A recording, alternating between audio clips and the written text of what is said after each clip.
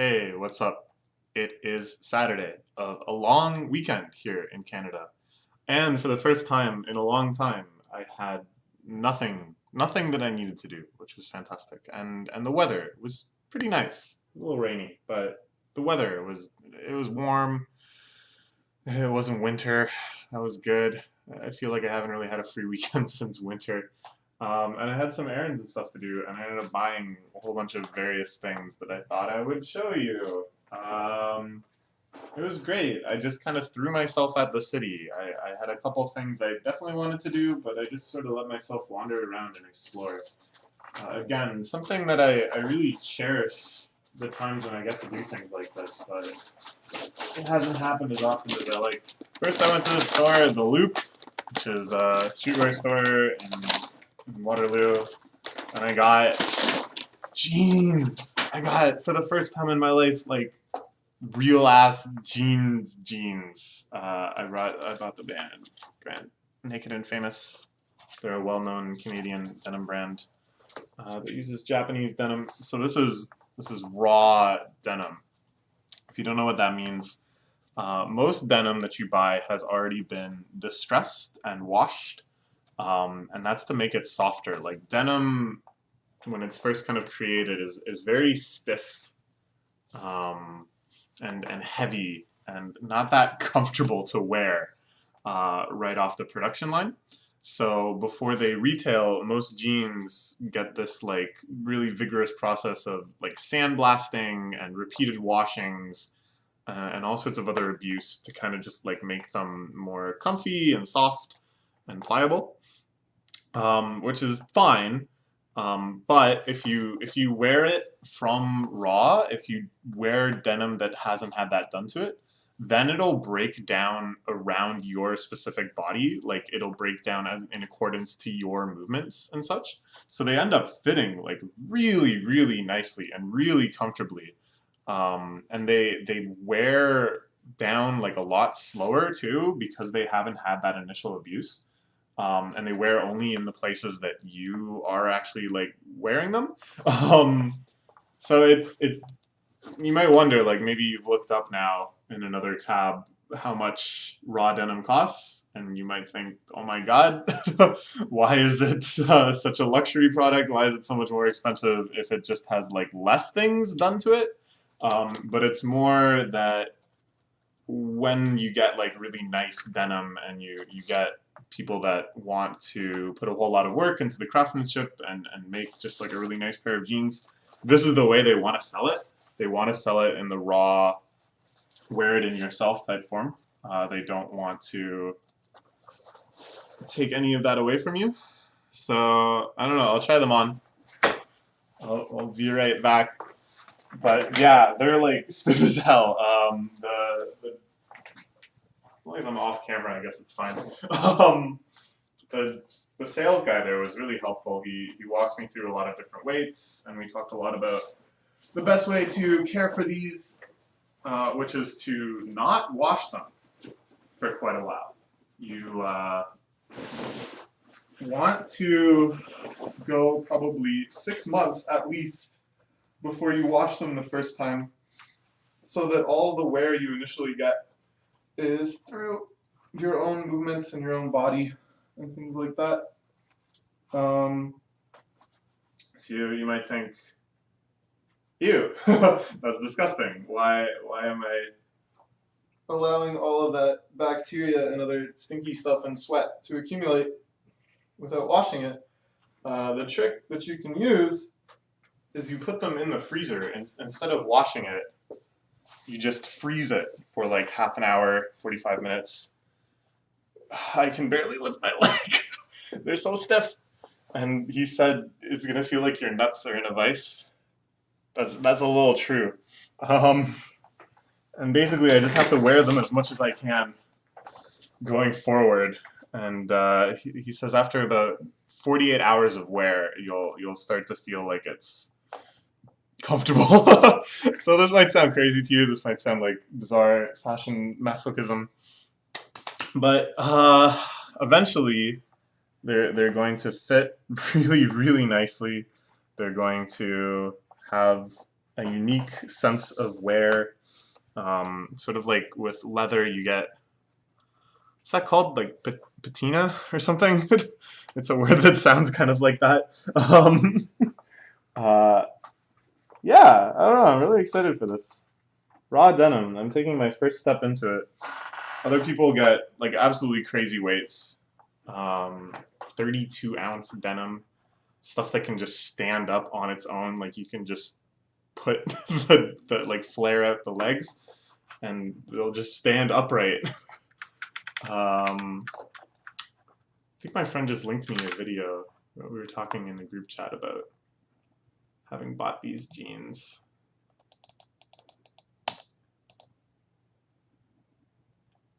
What's this? Is this what I was thinking of? Mothers against denim debating. Getting so fucked up, getting so faded, jeans so stiff. They were the only things keeping me on my feet. Alright, well, whatever. Yeah, so that was exciting about that. Then I went to a kind of a bougie grocery store. I don't know why, I was just in the neighborhood. I hadn't been there in a while. And I got some interesting stuff. They were selling this cheese. It's an Irish cheddar, about 1 year old. They're doing like tastings of it. I had some and it was delicious. I was blown away. For quite a while, I've had kind of an interest in extremes of cheese. That I was just buying the oldest cheddar I could find. Me and my dad, both really into old cheese, and it like I still really enjoyed all of the ones we tried, like the 8-year-old, 9-year-old cheddars that are so sharp and so intense, and they have even these little like nodes of concentrated cheese crystal within them, which are just like the most intense imaginable rush of cheese flavor, overwhelming you, like knocking you off your chair. And that was cool and all, but I felt like I had pushed perhaps too far in that direction. So I eating this, the creaminess, the smoothness, that outside edge of sharpness, but not just like a punch to the face sharpness. I was very moved. I was like, oh yeah, eating cheese can be like a nice, pleasant, relaxing experience. It doesn't have to feel like taking a shot. So I got a chunk of that. Excited to have more. I got. I'm gonna do some baking soon. I want to do these like jam-filled muffin things that I'd seen in like a gift recipe, I think probably originally. So I wanted to get. So I have some types of jam already. I have like berry jams, but I also wanted to get something else. And this also said superb with cheese. So I got this pear William. I don't think I've ever had this before. A pear jam, but it looked quite good. And I really like pear. So, I don't know. I thought it's worth a try. And I got this stuff, which is if you've ever been to like a Thai restaurant and gotten spring rolls, either the fried spring rolls or the fresh spring rolls, it usually comes with a bowl of this like really sweet, really delicious sauce. And I had never thought before to like look into buying it or making it, but I found it at this grocery store. So yeah, I'm really excited for that. I might put some in some fried rice that I'm probably gonna make later today.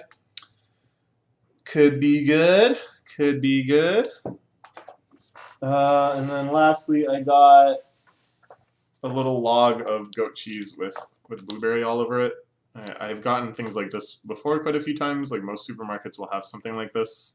But this one has cinnamon in it too, which is new to me and very exciting. I'm going to put all this stuff in the fridge quickly before we move on.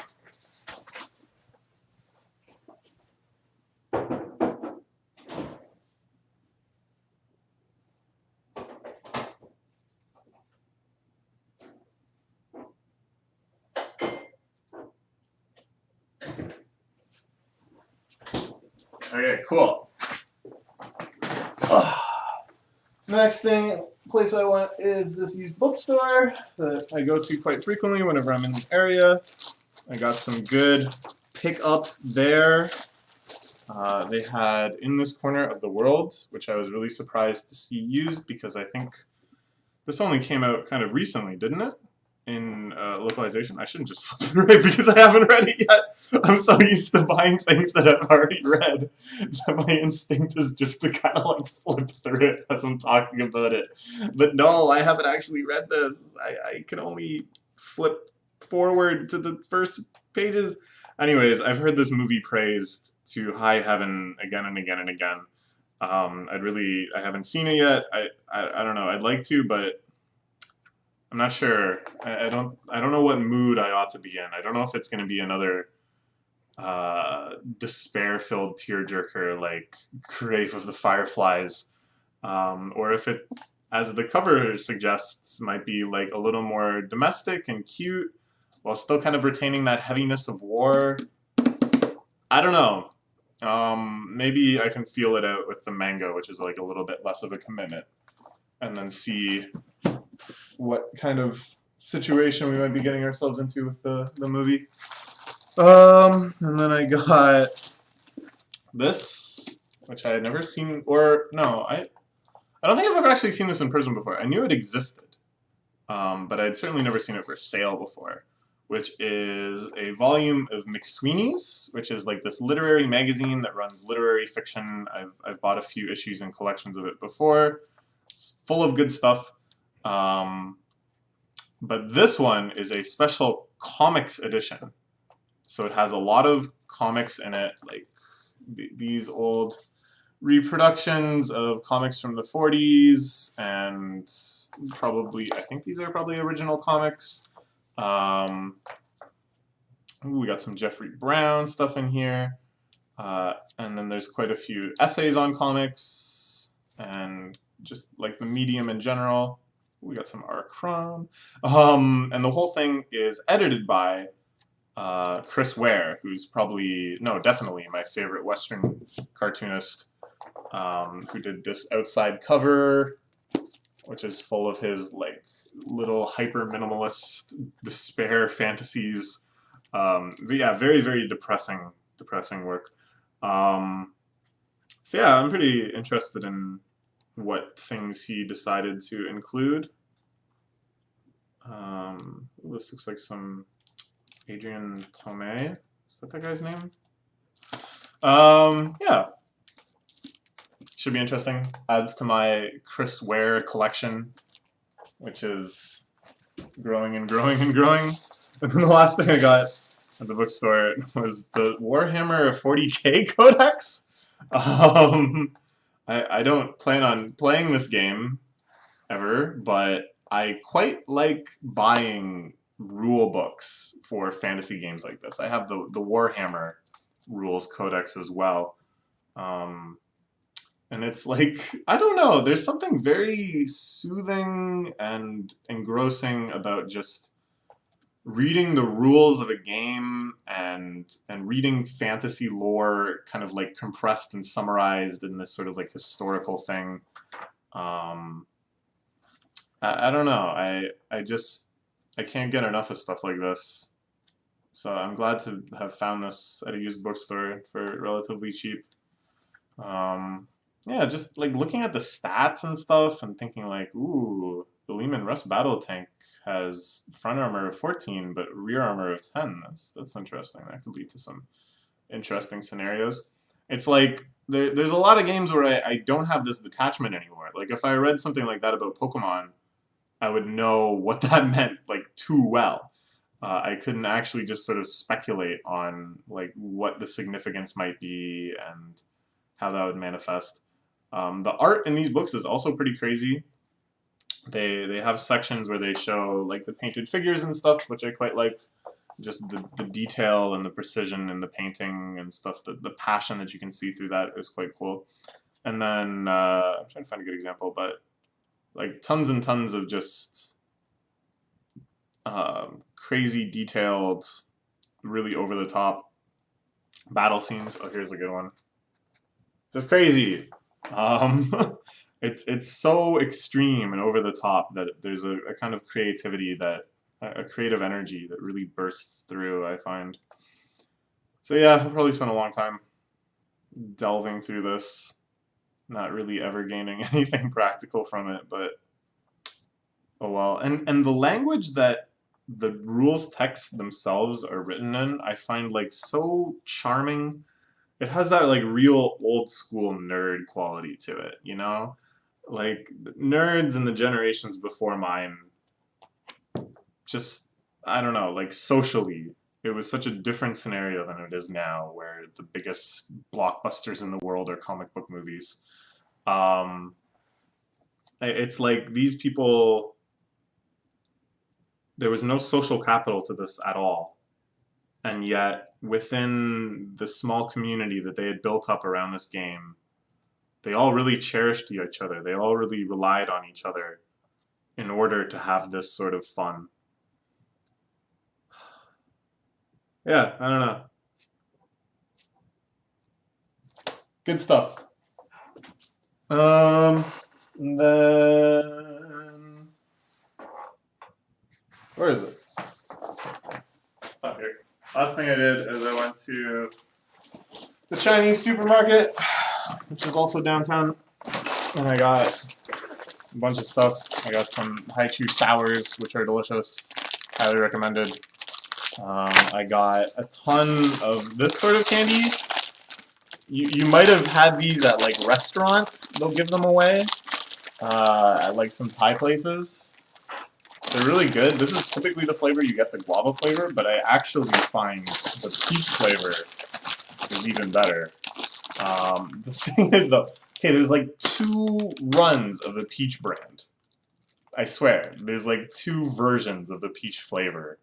And one of them is like amazing, and the other one is kind of eh. But yeah, I don't know. It's pretty good. There's a green apple flavor that's also delicious, but they didn't have that today. Peach bag, and they're so cheap too. This bag is like $2, and it's a ton of candy. It's actually a little dangerous, but. And then I got some milk tea. It was on sale, and I think I've had this brand before. Yeah, Kirin, I've had this before. It's pretty tasty. So that'd be nice. Soft drink. Afternoon tea. And then the main reason I went there was to get Inari tofu, baby! This is the type of tofu that if you order, like, tofu sushi at a sushi restaurant, this is the stuff it's wrapped in. Oh, so delicious. Both just for eating with rice, for eating with little stuff like this as pockets.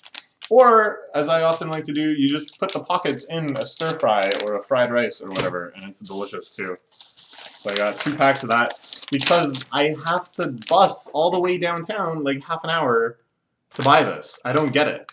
There's Chinese grocery stores much closer to me that just like don't have it for some reason.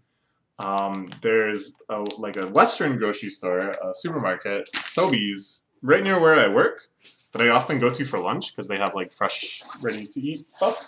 And the sushi bar there has like kitsune udon, like udon with inari tofu in it, but the supermarket doesn't sell inari tofu. Could someone explain to me the logic of that? Where are they getting it from? Why can't they just sell it to me? Why do I only get to eat it in this dish? So yeah, I'm gonna put these in the fridge too. Oh, walking around in my new jeans. It is getting better though. Like the first time I put them on, it felt like they were made out of sheet metal, and that they just did not conform to the human body whatsoever. But slowly and steadily, I can feel it wearing away. Last thing I wanted to talk about was I went to the. What was the? I don't know. I think originally when I thought I was just gonna get the jeans, I was gonna be like, oh, and then they in the Loop clothing they also had a section with Nendroids or something. Anyways, no, I didn't buy this today, but I picked it up today. It's an Nendroid that I ordered.